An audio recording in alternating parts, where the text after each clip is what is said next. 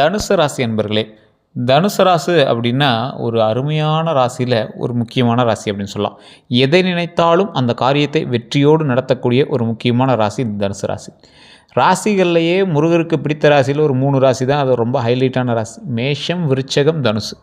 இது ஒரு முருகனுடைய அவதாரம் கொண்ட ராசிகள் அப்படின்னு சொல்லலாம். இந்த ராசிகளுக்கு எதை நினைத்தாலும் கொஞ்சம் பிடிவாதத்தோடு அடம் பிடித்து அதை வெற்றி காணுவதில் வீரர்கள் அப்படின்னு சொல்லலாம். இப்போ முருகர் எதை நினைச்சாலும் அதை ஒரு பிடிவாதத்தோடு அதை செஞ்சே காட்டுவார், அதில் வெற்றி பெறுவார். அந்த மாதிரி தான் இந்த ராசிக்காரர்களும். அதில் தனுசு ராசியும் ஒரு முக்கியமான ராசி அப்படின்னு சொல்லலாம். ராசிகளில் கடவுளுக்கு இனிமையான ராசி தனுசு ராசியாக இருந்தாலும் கடவுள் அதிகமாக சோதிக்கக்கூடிய ராசிகளில் இந்த தனுசு ராசியும் ஒன்று. இந்த தனுசு ராசிக்காரர்கள் பிறப்பிலிருந்தே குடும்பத்திற்காக அதிகமாக உழைத்தவர். குடும்பத்துக்காகவே அவங்களுடைய லைஃப் அப்படிங்கிற மாதிரி இவங்க வாழ்ந்திருப்பாங்க. ராசிகளில் முதன்மையான ராசியாக பல ராசிகள் இருந்தாலும் இந்த ராசிகளுக்கு சில சிக்கல்கள் வந்தாலும் அந்த சிக்கல்களை தாண்டி வெற்றி பெறுவதில் இது வல்லவர்கள் கொண்ட ராசி அப்படின்னு சொல்லலாம். இந்த ராசிக்காரங்க எப்போவுமே ஒரு இடத்துக்கு போய் மோதுவாங்க, சின்ன தடைகளை சந்திப்பாங்க, அதில் சின்ன ஃபெயிலியர்களை சந்திப்பாங்க. இருந்தாலும் அவர்களுக்கு பிடித்தார் போல் அதுக்கு அடுத்து வரக்கூடிய வாழ்க்கை எங்களுக்கு தான் அமையும். தடைகளை தாண்டி பல வெற்றியை தொடுவதற்கு பல துரோகங்களையும் தாண்டி வரக்கூடியவர்கள் இந்த தனுசு ராசிக்காரர்கள். சென்ற வருடம்லாம் மருத்துவ ரீதியான செலவுகள் உங்களை வச்சு தீட்டி இருக்கும். உங்களுக்கோ அல்லது உங்களோட குடும்பத்தினருக்கோ யாருக்கோ ஒருத்தருக்கு நீங்களாம் மருத்துவ ரீதியான விஷயங்களில் மருத்துவ ரீதியாக ஹாஸ்பிட்டலில் ஒரு 3 நாள் பக்கம் முன்னாடி இருந்திருப்பீங்க. அதற்கு பிறகு உடல் ஆரோக்கியம் பெற்று வந்திருப்பீங்க. அப்படின்னா உங்களுடைய தாய் தந்தையருக்கோ உங்களோட உடன் பிறந்தவர்களுக்கோ ஒரு கணவன் மனைவிக்கோ உங்களுடைய குழந்தைகளுக்கோ யாருக்கோ ஒருத்தருக்கு முன்னாடி ஒரு மாதிரி இருந்திருக்கும். அதுக்காக ஒரு மருத்துவ செலவுகள் அதிகமாக பண்ணியிருப்பீங்க. எக்கச்சக்கமாக மருத்துவ ரீதியாகவே செலவுகள் அதிகமாக பண்ணியிருப்பீங்க. இன்றைக்கி காலகட்டம் வரைக்கும் மருந்துகளுக்கு செலவு பண்ணிட்டு இருக்கிற ராசியில் இந்த தனுசு ராசி ஒரு முக்கியமான ராசிங்க. ராசிகளில் எல்லா ராசிகளுக்கும் ஒவ்வொரு வகையான விஷயங்கள் இருந்தால் உங்களுக்கு மருத்துவ ரீதியான செலவுகள் உங்களுக்கு அதிகமாக இருந்துச்சு அப்படின்னு தான் சொல்லணும்.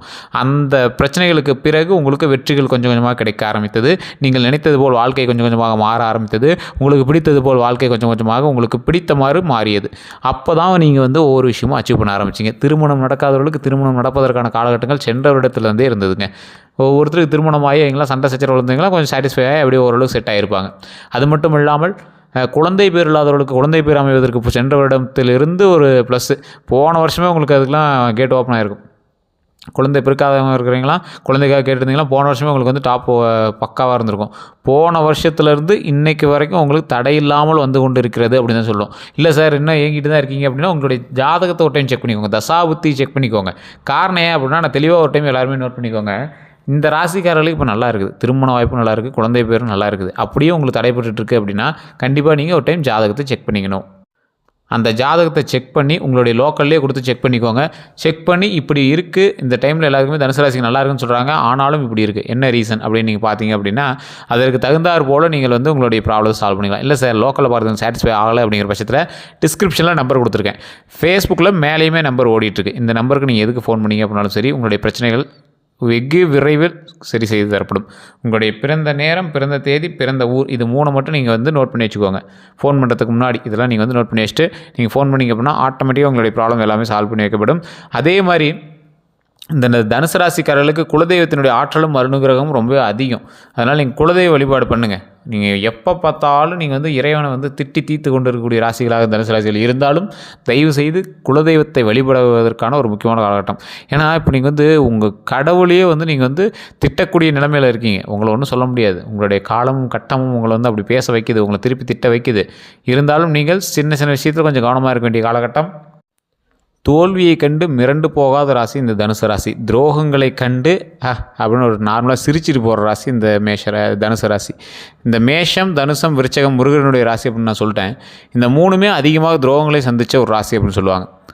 இந்த ராசிகளில் இந்த தனுசு ராசிக்கு ஒரு ஹைலைட்டான பாயிண்ட், கடவுள் உங்களுக்கு குலதெய்வ வழிபாடு பண்ணுறது மூலமாக உங்களுக்கு எல்லா பிரச்சனைகளும் டக்குன்னு சரியாகும். சார் நானும் குலதெய்வ வழிபாடு பண்ணிட்டே இருக்கிறேன், ப்ராப்ளம்லாம் இன்னும் கொஞ்சம் அப்படியே தான் இருக்குது அப்படின்னு நினைக்கிறவங்க எல்லாருமே இப்போ நான் சொல்லக்கூடிய விஷயத்தை நல்லா மைண்டில் நோட் பண்ணிக்கோங்க. தசாபுத்தியின்பால் உங்களுக்கு சின்ன தடங்கல்களும் சின்ன பிரச்சனைகளும் இருந்துக்குமே தவிர அது எல்லாமே கொஞ்சம் கொஞ்சமாக சரியாயிட்டே தான் வரும். மருத்துவ ரீதியான செலவுகளில் நீங்கள் அடிபட்டிருப்பீங்க, அது உங்களுக்கே தெரியும். அது உண்மையாக இல்லையா நீங்கள் கமெண்ட் செக்ஷனில் சொல்லுங்கள். அது எல்லாம் நீங்கள் கடந்து வந்து தான் ஆகணும் அப்படிங்கிற விதி. ஓகேவா? இப்போ நிறைய பேர் என்ன சொல்லுவாங்கன்னா இதை சால்வ் பண்ணி கொடுத்துருவோம், அதெல்லாம் சரி பண்ணி கொடுத்துருவோம் அப்படிப்பாங்க. சார் நீங்கள் அந்த விஷயத்தை கடந்து வந்தே ஆகணுங்கிறது உங்களுடைய விதி. அதற்கு மேலே அந்த பிரச்சனையை குறைவதற்கு என்ன பண்ணும் அப்படிங்கிறது தான் இந்த வழிபாடு. அவங்களுடைய ஜாதகம் பார்த்து அதுக்கான செக் பண்ணி பார்த்துக்கிறதுங்க. ஏன்னா எதையுமே தடுக்கலாம் முடியாது உங்களால். அதற்கு தகுந்தாற் போல் நீங்கள் அந்த பிரச்சனையை சால்வ் பண்ணலாம், அப்படி இல்லைனா குறைச்சிக்கலாம். அதுக்கு முன்னாடி அது என்ன வருது அப்படிங்கிறது தெரிஞ்சுது, அதுக்கு தகுந்த மாதிரி நீங்கள் ப்ரிகாஷன்ஸ் பண்ணிக்கலாம். ஸோ அதுதான் உங்களால் பண்ண முடியுமே தவிர இதுதான் நடக்கும், அதை தடுக்க முடியும் அப்படிலாம் எதுவுமே கிடையாதுங்க. விதியின் பால் இது நடக்குது அப்படின்னா அதை வந்து சரி பண்ண முடியும். அதுக்கு நீங்கள் ப்ரிகாஷனாக ரெடியாக இருக்க முடியும். அது மாதிரி தான் பண்ண முடியுங்க. அதே போல் இந்த ராசிக்காரர்கள் கொஞ்சம் பொறுமையாகவும் நிதானமாகவும் சில விஷயங்களை கடைபிடியுங்கள். தொழில் ரீதியான விஷயம், அதே மாதிரி ஏதாவது ஒரு பிரச்சனைக்கு நீங்கள் போகிறீங்க அப்படின்னா முதன்மையாக போய் நிற்கிறது அதெல்லாம் கொஞ்சம் அவாய்ட் பண்ணிக்கோங்க. தேவையில்லாத சண்டை சச்சரவுகளுக்கு நீங்கள் போகக்கூடாது. அதே மாதிரி தேவையில்லாத இடங்களில் போய் நீங்கள் நின்று பிரச்சனை பண்ணக்கூடாது. இப்போ உங்களை வேறு யாரோ ஒருத்தரோட பிரச்சனைக்காக கூப்பிட்டு போகிறாங்க, உங்களை ஜாமீனுக்கு போட சொல்கிறாங்க, கையெழுத்து போட சொல்கிறாங்க, இந்த மாதிரி பிரச்சனைலாம் உங்களை நிறையா கூப்பிட்டாங்க அப்படின்னாலும் நீங்கள் வந்து அவ்வளோ சீக்கிரம் போகாமல் இருக்கிறது ரொம்பவே நல்லதுங்க. தொழில் ரீதியான எதிரிகள் உங்களுக்கு அதிகமாகிறதுக்கான வாய்ப்புகள் அதிகம். நீங்கள் ஒரு கடை நடத்திட்டீங்க அப்படின்னா எதிர்க்கே வந்து கடை போடுவான். நீங்கள் ஒரு ஸ்கூல் நடத்திட்டீங்க அப்படின்னா எதிர்க்கே வந்து ஒருத்தன் அப்போ தான் கால் போட்டுருவான். நீங்கள் ஃப்ளாட்டு போட்டிருக்கீங்க அப்படின்னா பக்கத்துலேயே ஒருத்தர் ஃப்ளாட் போடுவான், உங்களோட கம்மி ரேட்டு கொடுப்பான். நீங்கள் ஒரு வேலைக்கு போயிட்டுருக்கீங்க அப்படின்னா உங்களோட ஒருத்தர் மேலே இருக்கிறவன் பெரிய ஆளுன்னு அவன் வந்து பேர் வாங்கிட்டு இருப்பான். நீங்கள் செய்கிற வேலைக்கெல்லாம் அவன் வந்து பாராட்டு வாங்கிட்டு இருப்பான். வேலை வந்து நீங்கள் செஞ்சு கொடுத்துருப்பீங்க. நீங்கள் பண்ணி கொடுக்குற வேலைக்கு உங்களோட டீம் லீடர் டிஎல் வந்து பேர் வாங்குவார். ஆனால் வேலை உங்களை வச்சு வாங்குவார். மேனேஜர் உங்களை திட்டுவார். ஸோ இந்த மாதிரி நிறைய விஷயங்களுக்கு நடக்கிறதான வாய்ப்பு. உங்களுக்காக நீங்கள் உழைத்த உழைப்பு வேறு ஒருவன் பாராட்டுதலை பெறுவதற்கான காரணங்களும் அதற்கான நேரமும் உங்களுக்கு இப்போ இருக்குது அப்படின்னு தான் சொல்லணும். அதனால் நீங்கள் கொஞ்சம் பொறுமையாக ஹேண்டில் பண்ண வேண்டிய காலகட்டத்தில் தான் நீங்கள் இருக்கீங்க. தொழிலுக்கு கொஞ்சம் பார்த்துருக்கணும். அதே மாதிரி இந்த ராசிக்காரர்கள் எதை தொட்டாலும் பொண்ணாகக்கூடிய ஒரு காலகட்டம். எதை தொட்டாலும் பொண்ணாகும். மன மகிழ்ச்சியாக, தொழில் ரீதியாக, கல்வி சம்பந்தப்பட்டு எந்த ஒரு விஷயம் நீங்கள் செய்தாலும் கொஞ்சம் நிதானமும் பொறுமையும் இருந்தால் வெற்றி நிச்சயம். இந்த ராசிக்காரங்க இப்போ பொறுமையாக குலதெய்வ வழிபாடு பண்ணுங்கள். ஒரு 10 பேருக்காவது அன்னதானம் போடுங்க. உடல் ரீதியான விஷயங்களை கொஞ்சம் கவனம் செலுத்துங்க. அந்த உடல் ரீதியான விஷயத்தில் மட்டும் நீங்கள் கொஞ்சம் கவனமாக இருந்தீங்க அப்படின்னா எந்த பிரச்சனையுமே வராது. உடல் ஆரோக்கியத்தில் ரொம்பவே நீங்கள் வந்து ஈடுபாடோடு இருக்கணும். உடல் ஆரோக்கியத்தில் தலையிலேருந்து கால் வரைக்கும் உங்களுக்கு மாறி இருக்கும். என்னன்னே தெரியலன்னு இருப்பீங்க. டாக்டர்கிட்ட போனால் ஒன்றும் இல்லைம்பாங்க. நுரையீரல் சம்மந்தப்பட்ட விஷயங்கள், சுகர் சம்மந்தப்பட்ட விஷயங்கள், இந்த மாதிரி விஷயத்தில் கொஞ்சம் கவனமாக இருக்க வேண்டிய ஒரு காலகட்டம்.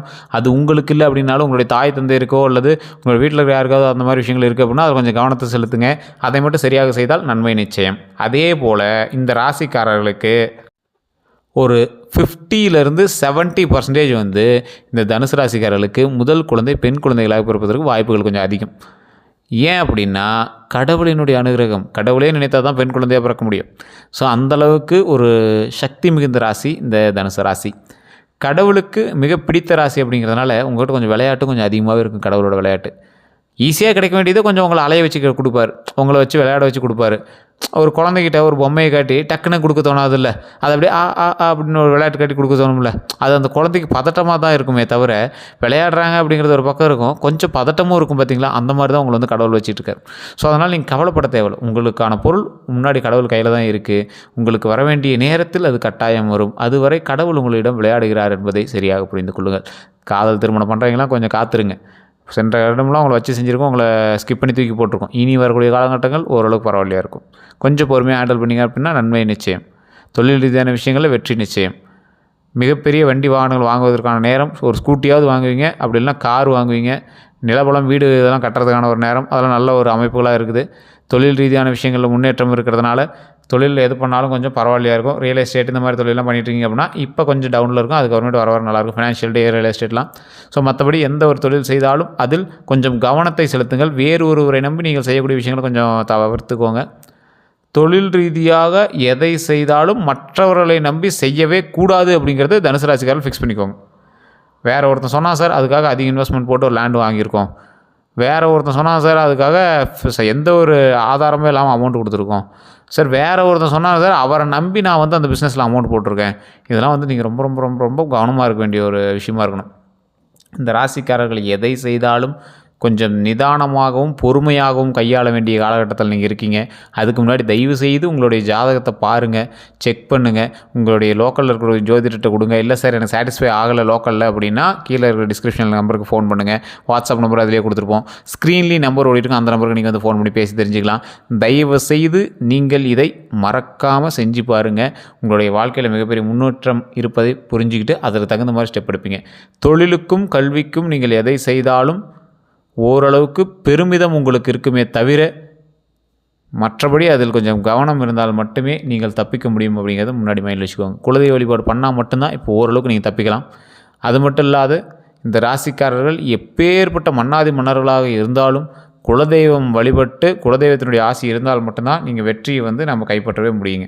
குலதெய்வத்தினுடைய ஆசி கண்டிப்பாக தேவை. கண்டிப்பாக வருடத்திற்கு ஒரு முறையாவது குலதெய்வத்தை போய் வழிபடுங்க. இந்த டைம் நீங்கள் குலதெய்வத்தை போய் வழிபடுறதுக்கான காலகட்டம். குலதெய்வ வழிபாடு பண்ணுறீங்க, குலதெய்வ வழிபாடு பண்ண உடனே நீங்கள் அடுத்து என்ன பண்ணணும் அப்படின்னா, அங்கே இருக்கக்கூடிய ஒரு 10-20 பேருக்கு அன்னதானமாவது பண்ணணும். இதுதான் வந்து நீங்கள் பண்ண வேண்டிய ஒரு முக்கியமான விஷயம். வேறு எந்த ஒரு கருத்துக்கள் இருந்தாலும் மறக்காம கமெண்ட் செக்ஷனில் பதிவிடுங்க. ஸ்க்ரீனில் இருக்க நம்பருக்கு ஃபோன் பண்ணி பேசி தெரிஞ்சுக்கோங்க.